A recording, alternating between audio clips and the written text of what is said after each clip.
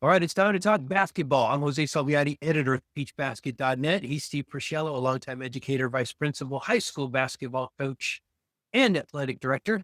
And this is the Shot Clock Pod, the best 24 minutes of NBA random thoughts online anywhere. This podcast was born out of the content in Steve's 13 Rules random NBA thoughts articles, which he publishes weekly. Steve and I have exactly 24 minutes to discuss what's on his mind around the NBA. Today, we'll discuss his latest 13 Rules random NBA thoughts article, where he shares his thoughts on 2 developments in the league and then gives his thoughts on the remaining 5 Eastern Conference teams, which you have yet to cover. If you haven't been following, Steve has been sharing his thoughts on all of the NBA teams as we lead up to the 2025-26 NBA season. That preseason, incidentally, tips off 4 days from the time we're recording this show. So lots to talk about as the season is super, super close. Steve, are you ready? Ready. Let's do it. Oh, I'm going to start the timer. Boom. And we're off. All right, we start with the sad news. I think rough news, I think is a better word, out of Houston. They got the tough word that Fred VanVleet suffered an off-season ACL tear, likely out for the season. I don't see any other way around it. What does that mean and do to Houston and their chances this season? First of all, they went out and traded for a guy that's, 37, 38 years old. Great player. Yeah. Doesn't have a lot of time left. So it means they were looking, this year was the year. They just lost their point guard. They also lost a decent three-point shooter who, for them, they're not a good three-point shooting team. And they traded Jalen Green. So they, without their point guard, they need a ball handler. Now, early indications are they're going to try to make Amen Thompson their point guard. You got to remember, he's a great defender. I've even heard he's going to be on the Olympic team in a couple of years. Tremendous defender. Can't shoot the ball at all. I believe he shot in the 27%, I think, with 3 last year. So he can't shoot. So that's got to get better, or who's going to guard him? It'll be like Ben Simmons. That's one person. The other one they're looking at is Reed Shepherd. Reed Shepherd was the 3rd pick in the draft last year, not this year. He didn't play much. Ime Udoka does not like to use young people. And I go back to when he was with Boston. He had a young player who had a ton of potential named Aaron Nesmith. He didn't use him much. And they traded him after that for Brogdon. But so he likes older players. They're looking for a title. They're going to go with those people. But my sense is by December, it's time. You got to do something, because I don't think the way they are, they're good enough to win. Don't forget, they traded Jalen Green, but they also gave up another guy for Durant who was like a heart and soul to them, Dylan Brooks. And he's kind of a heart and soul player too. So what are you going to do here? And maybe you got to look around the league for a point guard. And one other restriction, they don't have much money. So they don't have much money to throw around unless they try to trade VanVleet. I think I don't know if he's got a no trade, or then it's too late now. But you can do the other thing where they not buy him out, but like they did with Damian Lillard. They could try, but I believe it's too late to do that. So they're really in a bad spot. And any money they take in, they've got to get rid of. You mentioned Ben Simmons. Why not? Why not? He's available. Makes sense to me. I don't know if he wants to play. I think I think one of the things in his mind is he's made a lot of money, 25, 30 million, whatever he was. And now teams want to pay him the minimum, which is what, 2, 3 million. I don't know if he might want to play, but I don't know if he thinks it's worth it to play for 3 million or whatever that price would be. Because there were rumors with the Knicks, the Celtics in the offseason. Yeah. What happened was he didn't take any offers, if there were, and the only thing you can figure is A, he doesn't want to play, or B, the money. And it's really a shame how far down he's gone. And then the other piece to that, he might help you for 3 quarters, but in the 4th quarter, I don't know if he's going to help you because he doesn't want to go to the foul line. And so that restricts his game. And he still can defend, but it restricts his game. Yeah, no, undeniable. I think somebody, if he wants to play, I think somebody will certainly take a shot on him. You mentioned Amin Thompson. Yeah, he shot 28% from three last season. This was an improvement on his rookie year when he shot 14%. Yeah. So definitely not a shooter. But again, we were talking about Ben Simmons, who obviously is not even in that category. No. And they've Tough always times with Houston. they lost Jalen Green and Dylan the villain, and those guys can make the three a little bit. They don't have much floor that can shoot the ball from three. So that kind of restricts them. I guess Durant can still do that, but Şengün is where they usually go. He's an inside player. So they're in a bad spot where they expected to win. Yeah. And now they've got some problems and have to do it now with Durant. Yeah. Tough spot for Houston. Always difficult when injuries get in the way, but here we go again. It's every season we have to talk about injuries. Let's talk about not injuries, but maybe an odd fit in San Francisco. So I'm going to ask you this, right? Do Steve Kerr and the Warriors know something about Jonathan Kuminga that we don't? He's a proven scorer who would help them.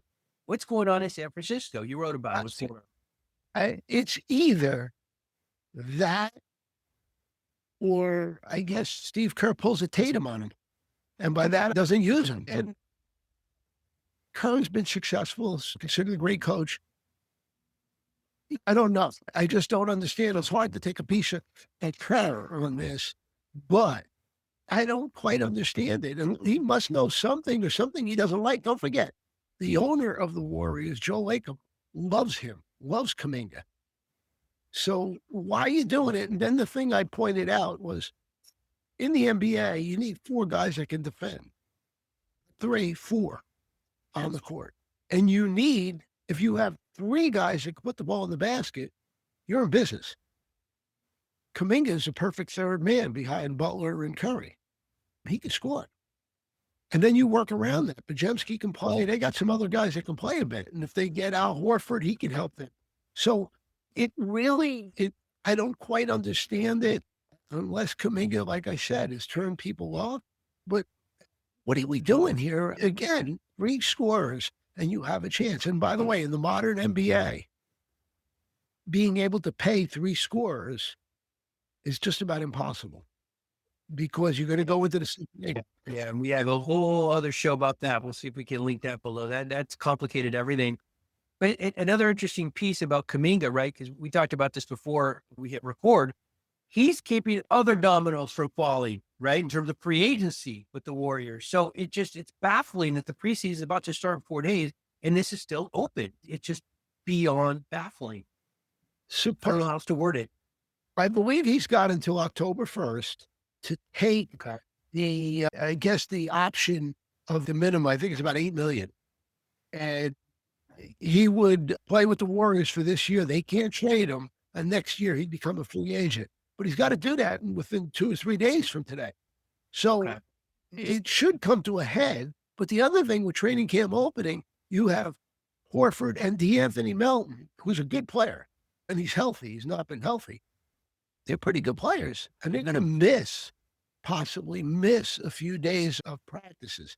I don't know what the status is with Horford or Melton, but I know the rumor was that they agreed on something.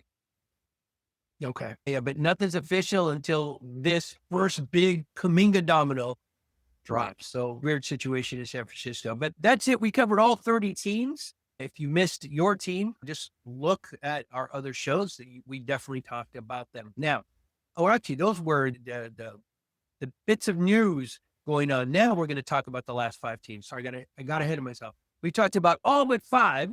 We're going to start with the Indiana Pacers. This is a team that was in the finals, played phenomenal basketball, looked great doing it, were fun to watch, but you said they might be headed towards a tough season. Why?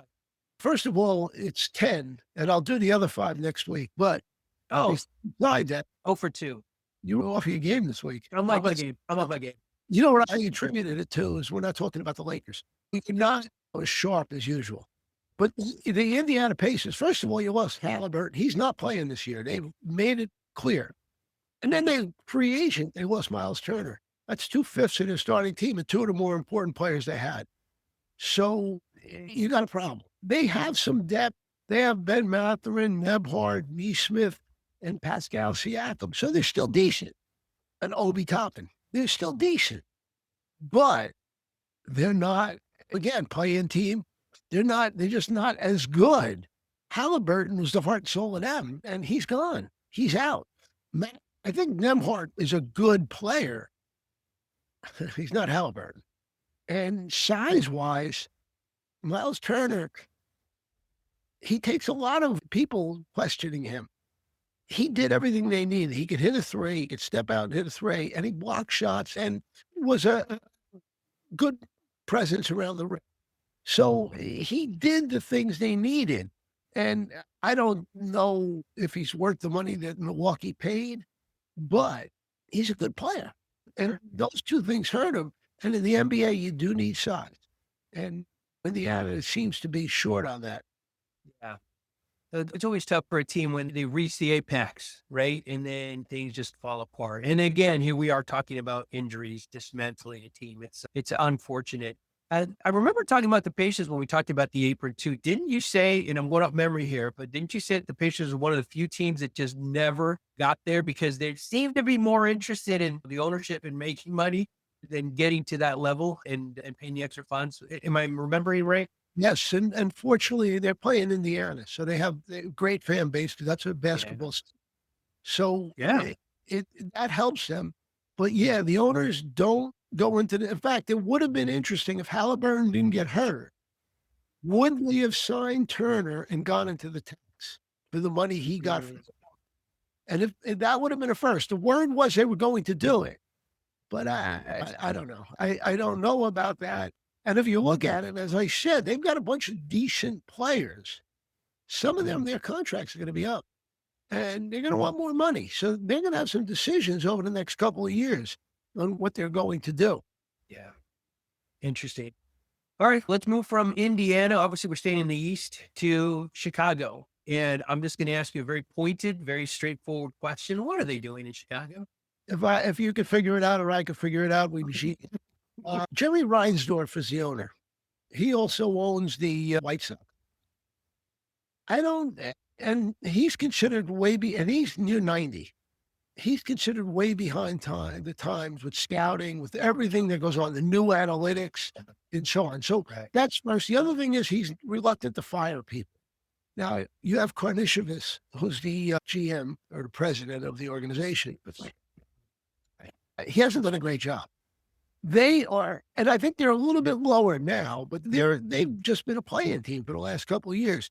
It's not fair to Billy Donovan, who's a good coach, but it's also what the heck are they doing this year? And they've got some decent talent, not enough to do real well, but they're expecting a lot from Matos Buzelis, who's a foreign player, but he looked good at times last year. And they think he could be a star. That's what they're hoping. And they've got some other guys coming back, and Ayu Dosunmu, Kobe White, who's a good player, good offensive player, Vukovic, who's good, and Patrick Williams, they gave $90 million to, and he's not that good.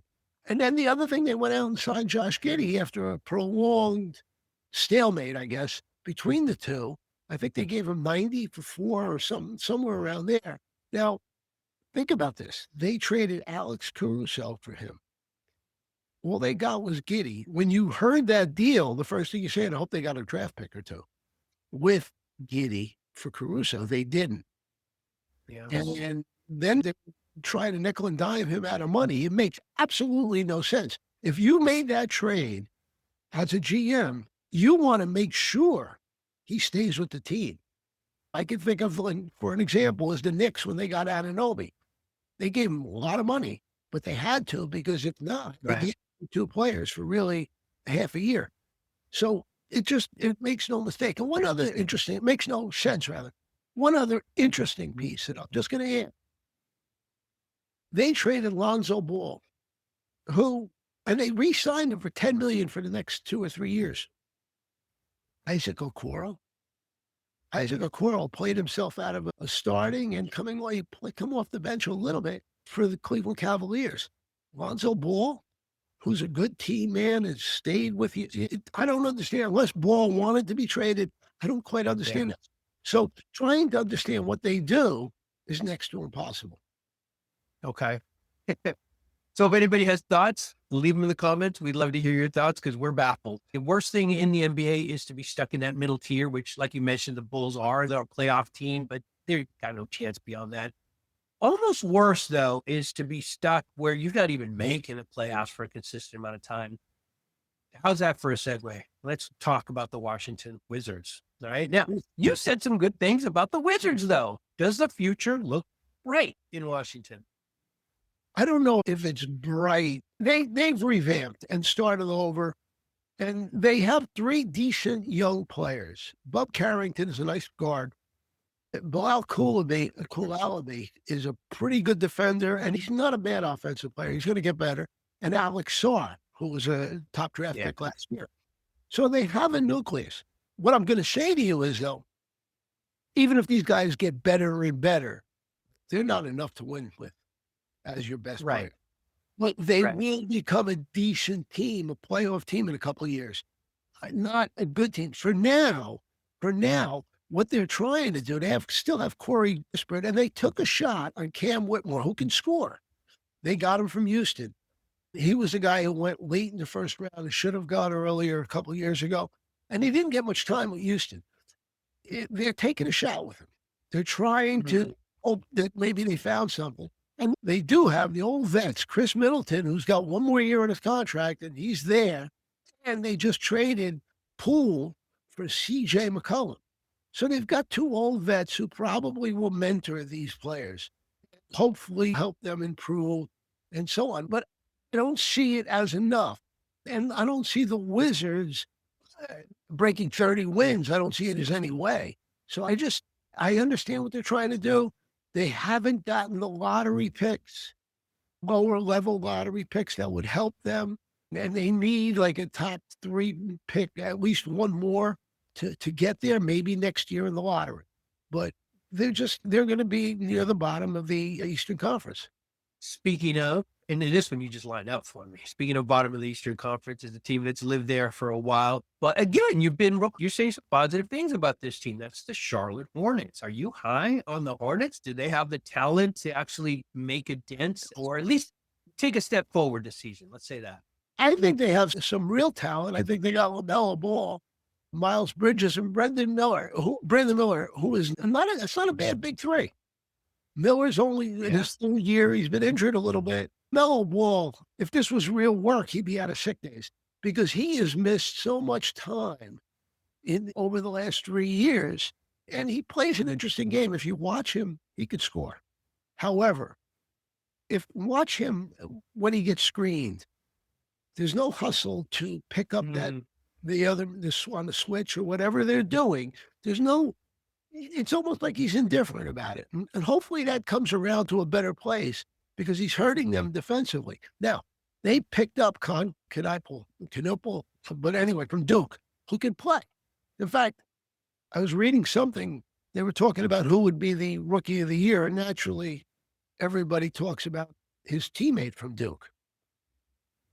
But he got a vote. And that said something because he was picked 3. I don't remember exactly where. So it says something. Now, they also have a couple veterans. Trey Mann, who's not a bad player. Spencer Dinwiddie, who's, I think, near the end. Mason Plumlee is their big man. He came back again. And who knows? But they also got this guard who can play, Colin Sexton. So now you put Colin Sexton with them, and if they get anything out of Plumlee, they're hoovering around the 8th, 9th, 10th, 11th type place team. They're not with Brooklyn and Washington. So they're going to be above that. They won't be an easy game like they have been. Let's put it that way. Charles Lee as their coach, there's all positive things coming about him with the organization. They're on a good track. It's hard to say when Charlotte is ever on the right track, but that's where they are. It's interesting you called out the Duke, and I'll butcher his name as well. I think it's Knupel, but I don't know for sure. But some players, right? Their game is stifled in the college game, and they do blossom in the pros. It doesn't happen as often, right? Usually you have really good players in college who can't make the jump to the pros, but sometimes you see a player who's okay in college, but blossoms in the pros. And I just Googled him, and yeah, there's a lot of real positive articles about this guy. There's some It's, promise there. What do you think it is about his game? he's been playing at Duke, and it was interesting. He was playing with Cooper Flag, who's considered the next Sure. superstar in the NBA, and, which is fine. But if you watch Duke play, there were situations down the stretch of games. He took the ball and just looked to score. Not that he was saying, "You're not good enough, Cooper," or any of that, as much as he was confident enough that he could do that. It's very interesting because, again, you're with Duke. Everybody watches Duke. And you've got a guy that's projected to be just a great player coming into the NBA, will come into the NBA. And this guy had the courage to go out and do these things, which was very impressive. And I guess that's what teams like. Yeah. Yeah, and that explains maybe why his game was a little not as good as it could have been. When you're playing against or playing with somebody like Cooper Flag, you got to take a step back, and he did that, but he still shined when he needed to. And yeah, I'm looking forward. And it's always for me, one of the cool things about the start of an NBA season is getting to find a player and follow him along. And this might be my player this season. I'm excited to see him play. Let's end on a unfortunate down note, and that is talking about the team that you said possibly has the worst roster in the league. Oh, yeah. They play in Brooklyn. So what's going on with the Brooklyn Nets? It's a prime location. It's a good team. It's a good franchise, good history-ish. First of all, Why are they so bad? in a previous life, I lived in the New York area. And Right. when you think about that, the Knicks are everything. Brooklyn, no matter what, if the Knicks won 10 games a year for the next 20 years and Brooklyn won 50, it would still be a Knick town. You have to understand that first. When you understand that, then you realize Brooklyn took a shot in various ways. They had a decent trade. Years ago, they traded for Garnett and Pierce to push them. They thought over the top. Yep. Then they went with Durant and Kyrie and Harden, and that didn't work out. So now what they did is they got rid of people and started really at the bottom. That's where they are. They do have a couple veterans, Michael Porter, who, if he's healthy, he can help. He can play.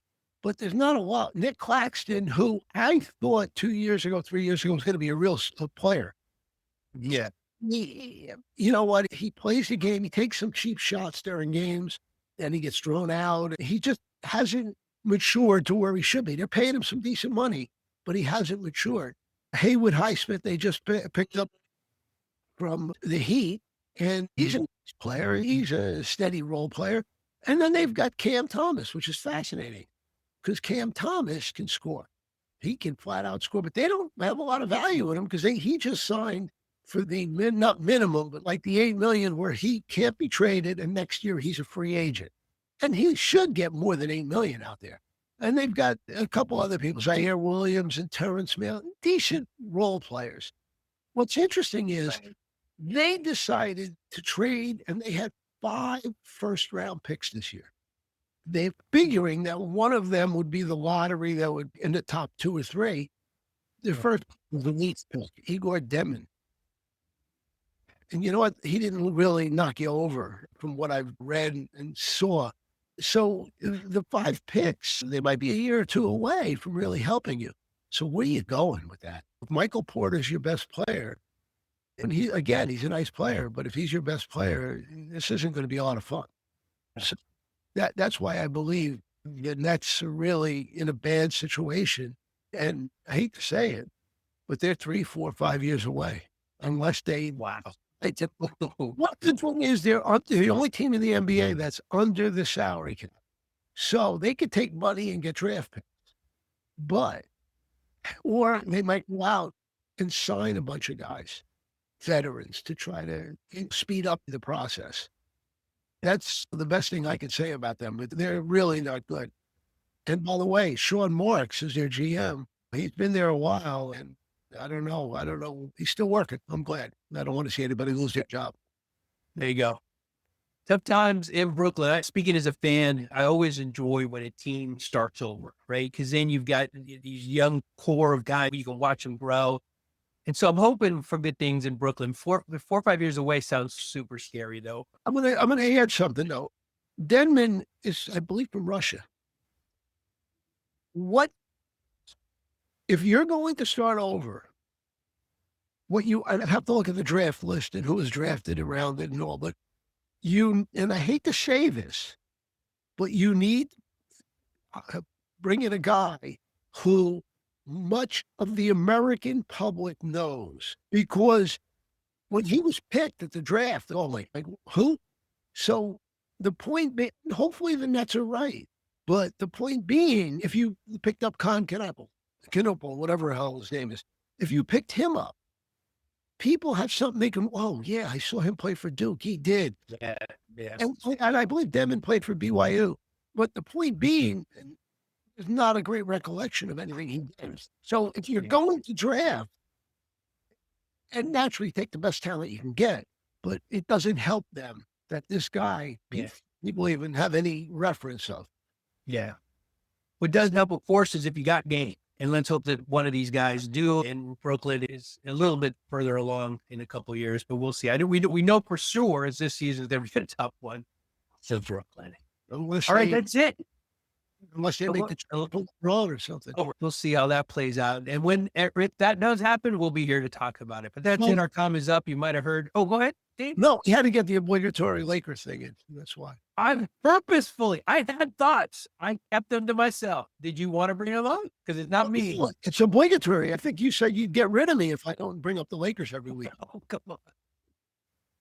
I was going to say. You were going to say. I was going to say I didn't. And I wanted, for the record, I didn't, but I was going to say the Lakers at a time had a really nice group of core young guys, Lonzo Ball, Josh Hart, Julius Randle. I would have loved to have seen the Lakers. And I think a lot of Laker fans would have loved to have seen that group stay together. And then they brought in LeBron, right? That didn't work well. There was no patience. And there really isn't oftentimes in LA and New York and places that are used to winning, or you could argue with New York. There's no patience. And they blew it up. But so I'm hoping that works out well in Brooklyn. That was my only Laker reference, but I didn't say it. Going back on something, I was going to say something. The Lakers and the Clippers and the relationship in LA for those people out west. Oh yeah, very similar to the Knicks, 100%. Nets, because very few, a lot less people, I believe, are Clipper fans. Where the Lakers are the team out there. Yeah, so it's really interesting because in New York, New Jersey, where I lived in Jersey, it was the Knicks. It was really always, even when Durant was playing in his prime, it was still the Knicks. And you said is something interesting, and I admit I was also going to bring up Lakers here, but you said if the Knicks were to be a 10-win season or a 10-win season for 5 seasons in a row, and the Nets won 50, it's still a Knicks team. That happened for 12 straight seasons. The Clippers were the better team, undeniably, and oftentimes, and they won every series against the Lakers. They won more games than the Lakers. They went further in the playoffs than the Lakers. They were the better team. Anybody who was looking at it objectively would say, yes, the Clippers were better from about 2012 through about 2020 or so. They were the better team. And maybe I'm a little further back, a little up. I'm going off the top of my head here. But guess what? Still a Laker town. Still a Laker town. It doesn't matter. It doesn't matter. The only way this will ever change is if the Clippers were to win 18 titles. And then they've got a seat at the table. But that's just the way it is. I understand. But don't forget, the Lakers were there before the Clippers.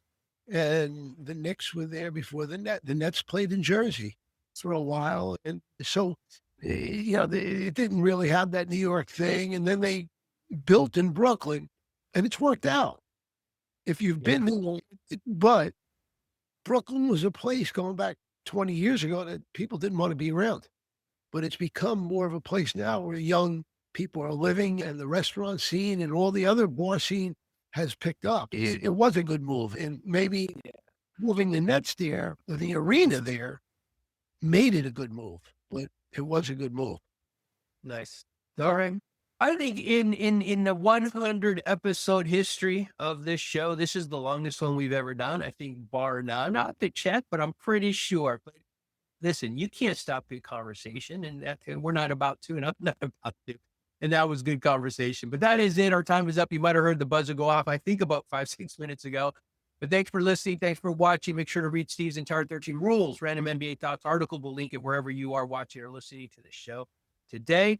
Join us next week for more Random NBA Thoughts after the NBA preseason tips off. And of course, please subscribe, comment, all that stuff means the world to us. We are grateful for all of it. Thank you, Steve. We'll talk next week. Talk to you.